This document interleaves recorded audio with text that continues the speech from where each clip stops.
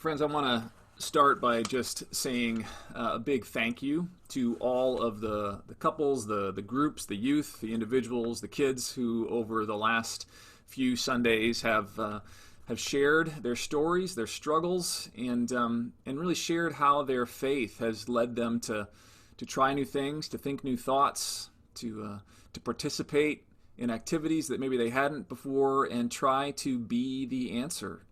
Try to allow Christ to fill us and allow us to be the hope, to be the answers that we're looking for in a world surrounded by problems that can feel insurmountable on our own. So thank you. Thank you so much. You were all inspirations to me, and I know to others. And as a pastor in this community of faith, when I think about our gathering together, virtually or in person, our serving together, our singing together, our mourning together, our working together, it really does shape us. This faith of ours, this following of Christ together and caring for each other, so that when the chips are down, we really are guided by the Spirit of Christ. When life gets difficult, we lean on each other and we lean on Jesus, and we really are transformed into thinking and putting others above ourselves and wanting to be a part of the answer. And so it has just been an encouragement for me in this past series to watch how all of you are learning and growing, even failing and struggling, but in the midst of all that, knowing that you are loved and being a part of, at least seeking to be a part of the answers and being the people that Christ has called us to be. So thank you. Thank you. We are, believe it or not, as every day can kind of feel a little bit like Groundhog Day and waking up again to the same thing. We are, I just checked, about 5 months, I should say, into this pandemic. And about 2.5 months of that is when the protests broke out following the death of George Floyd, Breonna Taylor, and others. It's been a while. And now we get to this season, this typical time of the year where our intuition, the seasonal rhythm of our hearts and souls and minds typically kicks in, and we find ourselves getting geared up for the fall and for what that season holds, what school will look like, and yet, as we've reached this point, again, we find ourselves recognizing that we have no idea what the future holds. We have got plans. Our family has plans as to what school is going to look like. People are trying to figure out exactly how they are going to, or if they were going to get back to work anytime soon, if those travel plans that were put off will ever be put back on again. When will we perhaps have a vaccine ready? When will it be ready to be distributed? We don't know. So we go into this time of year where we typically have things that we look forward to and rhythms that we're ready to step into, and yet we're realizing we have to kind of make it all up once again. It can feel insurmountable. It can feel as if these momentous problems that we're facing will never go away.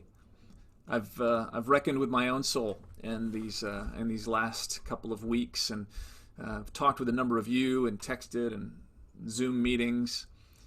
It was interesting to see this week, and actually, in a strange way, a little bit encouraging to hear Michelle Obama say that she thinks she finds herself in a low-grade depression. I think there's a lot of people that could fit into that category. That's what happens when you find yourself day after day, week after week, month after month, dealing with stresses and pressures and things that you're not used to, not ready for. The conflict, the uncertainty, the injustice, the waves of infection and death, it has left some of us feeling fairly empty. And so as we come to worship, some of us are just really needing to fill up. Some of us are just needing to absorb and recharge, right? And drink in some love and some grace and some assurance. And so I hope you feel and find that this morning. You are deeply loved wherever you find yourself, in your front porch, in your living room, in your den. We might feel like we're alone. We might be tempted to feel hopeless, even tempted to feel anger or hatred. But you are not alone, and the God of love and this community of faith is with you, and we're going to make it together. There is a life. There is a light. There is a fuel for your soul, for all of our souls, and And this morning I want to just read a few scriptures that I think will remind us of that, of the common hunger that we struggle with, and how it is seasonal, and how at different times some of us can care for others and some of us really need to be cared for. And also the idea that there is something and a place where we can go to be filled collectively and individually when we struggle with prolonged challenge. The first text I want to read for us this morning comes from 2 Corinthians chapter 8. And as we know, the best way to understand, or one of the best ways to understand these scriptures that can feel sometimes cryptic and 2,000 years old, is to understand their context, right? And so in this second letter to the church at Corinth that Paul writes, especially in chapters 7, 8, and 9 of this letter that he writes to them, it really can be read as a fundraising letter. This letter, along with parts of his first letter in 1 Corinthians, parts of the book of Galatians, or the letter to the church in Galatia, were fundraising letters. There was a famine going on in the first century in Jerusalem, a pretty severe famine that lasted for a number of years, and it was a drought. And so Paul, in his journeys, his missionary journeys, was traveling to different places that weren't affected by that drought. And so in this section of 2 Corinthians, he is asking people to give. He's saying, put aside out of your abundance some portion of your earnings, of your fruit of your labor on a weekly or monthly basis, and then give that to others who are in need, those who are experiencing famine. He asks them to think of others, not as their needs, but as our needs, that we would understand each other as a collective community, that we would give willingly to care for our brothers and sisters wherever they are. And so I'm going to share my screen here and read this passage together with you. 2 Corinthians chapter 8, verses 9 through 15. Paul says, you know the grace of our Lord Jesus Christ, that although he was rich, he became poor for your sakes, so that you could become rich through his poverty. You started to give last year, and this is kind of Paul referring to his previous letter to the church of Corinth, asking them to give to the church in Jerusalem. He says, you started to give last year, now finish the job so that you finish it with as much enthusiasm as you started, given what you can afford. A gift is appreciated because of what a person can afford, not because of what that person can't afford. If it's apparent that it's done willingly. It isn't that we want others to have financial ease and you to have financial difficulties. It is a matter of equality. At the present moment, your surplus can fill their deficit, so that in the future, their surplus can fill your deficit. In this way, there is equality, or what I would say, there is equity. As it is written, Paul concludes in this passage, saying, the one who gathered more didn't have too much, and the one who gathered less didn't have too little. It might feel for you during this season that you're doing better than you expected, that you have energy and strength and resources that you didn't anticipate. And if that's the case, thank God for it and be appreciative of your blessings, and look for ways that you can bless and splash your goodness, your generosity, your strength on to others. Our gifts, our strengths, what has been given to us is not necessarily from just ourselves. In our work, it is a gift from God, and it is for all of God's people. And so when we find ourselves in abundance, we need to take care of ourselves, and then we need to look for ways that we can take care of others. We know this. And it also might be that during this season, you find yourself in need of some food, that you feel empty and weak. You don't have a whole lot to give. You need to rest. You need to fill up your tank. You need to breathe in grace. If that's the case, then what we need to do as people of the same family of faith is to let others know, is to share that need, to share with others where we're at and how we could use a break, how we could use some support so that those of us who have some energies, those of us who have some extra resources can support you. That last verse that Paul mentions here, verse 15. He says, those who gathered more didn't have too much, and the ones who gathered less didn't have too little. I love that, right?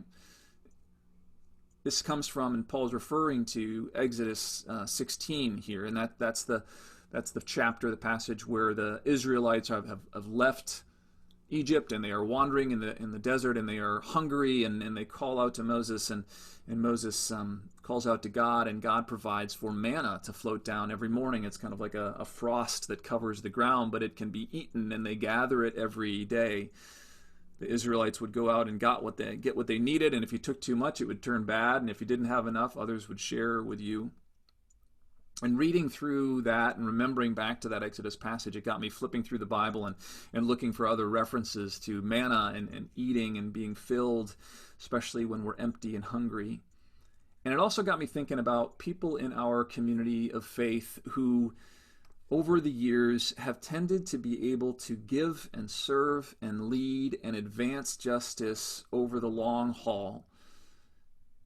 People who could give and serve and lead even when they were the ones that were experiencing most poignantly the oppression. It is remarkable, and in my mind even miraculous. And so I want to think about and talk about those people this morning who seem to be able to draw from that deeper well, from a source that gives them strength to keep on keeping on, a strength and a reserve that people like me have not always had to draw upon in the same way. People like John Lewis. And John Lewis, who most of you know, is pictured there in the middle in the white coat. John Lewis was a leader in the civil rights movement, but before he was a leader in the civil rights movement and became a congressman, he was a young boy, teenager who grew up in rural Alabama. He was the son of sharecroppers. He was an ambitious young man who had a energy and a strength and a fortitude that was a direct result of his community of faith. He grew up going to church. His family were churchgoers. He leaned on his community of faith. He leaned on his parents, and he leaned on others who shared that same faith. When he was a teenager, he reached out to Troy State in his home of Alabama to enlist to become a student there at that college, and he was rejected because of the color of his skin. And he felt that was a serious injustice, and so he wrote a letter to Dr. King and said, I would love for your help in support and protesting against Troy State. And instead of a direct answer, Dr. King sent him back instead a one-way ticket, bus ticket to Atlanta. Lewis took that ticket and spent some time in Atlanta, and soon after made his way to seminary, where he studied the scriptures and he studied faith.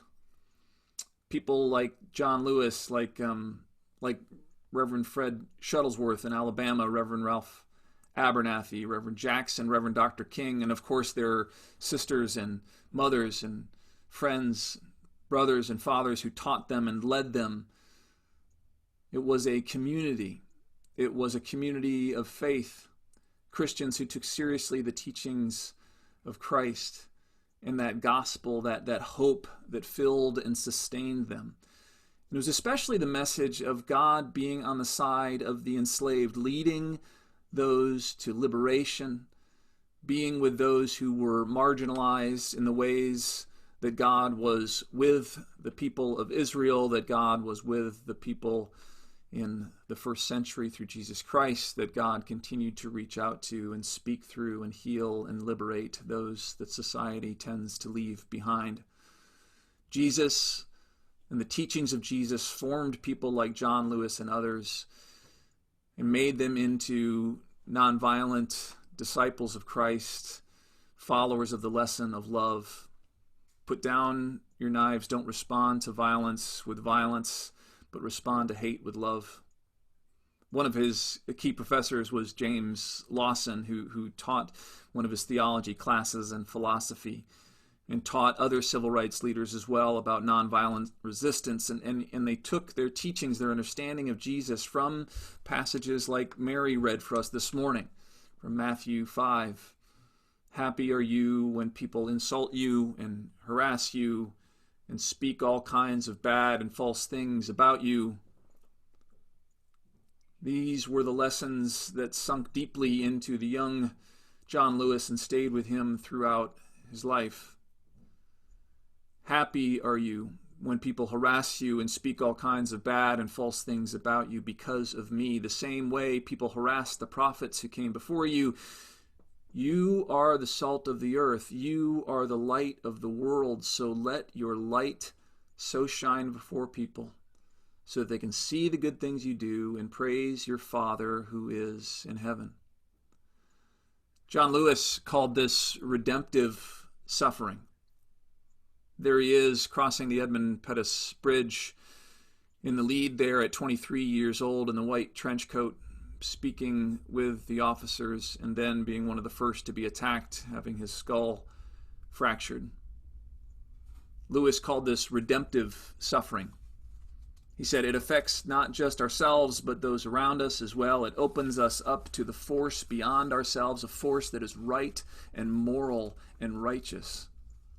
The force of the living God. That was the deeper truth. That was the reserve tank of love and strength that Lewis and others drew from and that we today can learn from and must learn to practice if we are going to see this time in our nation's history evolve in a way that is productive and redemptive.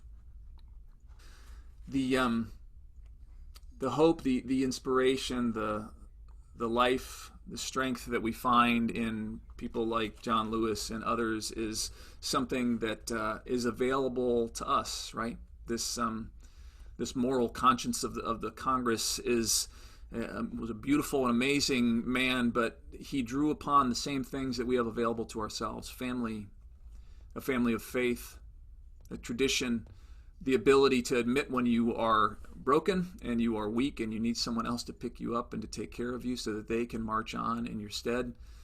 The ability to collectively and individually reach out to that deeper strength, that deeper love, that deeper power that is ours in Jesus Christ. The ability to overcome fear with hope and hatred with love is not a tactic. Right? It's not even really a choice for us as followers of Jesus Christ. It is our way of life. It is who we are. It is what we do. In John chapter 6, another passage that I kind of switched to and flipped to this last week. In John chapter 6, early on in John's gospel, a group of people come to Jesus and they approach him. He had just walked on water. He had just fed the 5,000 and they approach him and they say, we want you to show us something else. What else can you do to help us to believe in you? And they came to him with this, and in verse 31 they say, Our ancestors ate manna in the wilderness, bread from heaven. And Jesus said to them in response, he said, I assure you, it wasn't Moses who gave them bread from heaven, but it was my Father who gives the true bread from heaven. And he said, the bread of God is the one who comes down from heaven and gives life to the world. And they said, Sir, give us this bread all the time. And Jesus replied, saying, I am the bread of life. Whoever comes to me will never go hungry. Whoever believes in me will never thirst. Friends, many of our black sisters and brothers have been doing this for quite some time. We are learning. We are trying, and it's been a number of months, and many of us are tired. And that's okay. If you're empty and you can't give, you need to remember you're not marching alone. This community is stronger and has more resources than any individual and any family. Turn to each other. Ask for help. Admit your need.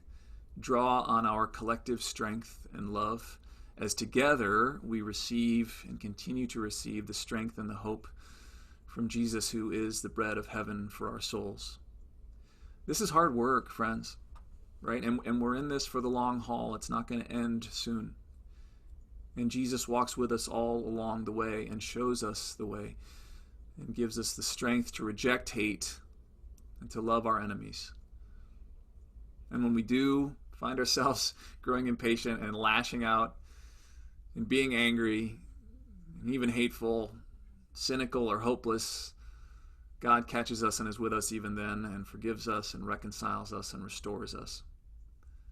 I want to close with some words from this man of faith whose life was just a part of the chorus, the parade of broken but powerful men and women faith leaders who have helped us confront our sins and advance love and justice. When he was asked how he and others were able to not strike back, not hit when they were being hit, not beat or be verbally abusive when they were being beaten or verbally abused by white racists, he said that when we look at the people that we are tempted to hate, and that can be anybody, fill in your blank, who is that person or those people that you are tempted to hate. He said, we must instead see them as the children of God that they are. And if someone hates or hurts you, remember that that person is as much a victim as you are, because our lives are woven together in a way that where there is injustice that affects one, it affects us all. And so as we pursue justice, we cannot let violence win our hearts.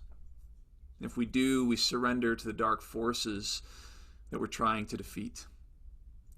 That is truth straight from heaven. I want to conclude with sharing with you an interview that I heard. Some of you might be fans of a podcast called The Daily that I listen to. It is from New York Times. It is a secular source and is hosted by a Jewish man, Michael Barbaro, and they did a special series or a special podcast on John Lewis, and they talked about him, and then at the end of the passage or at the end of the podcast there was a quick interview, and some questions were asked of Reverend Lewis, of John Lewis, and I want to share that with you real quickly. This was the question that was asked to Lewis by someone just a few months ago, right before he died. They said, "What would you say to young people today?" And never hate. As Dr. King said over and over again, hate is too heavy a burden to bear. The way of love is a much better way. And that's what we did. We were arrested. Yes, I was beaten, left bloody and unconscious. But I never became bitter or hostile. Never gave up. I believe that somehow, in some way, if it becomes necessary to use our bodies to help redeem the soul of a nation, then we must do it. Create a society at peace with yourself.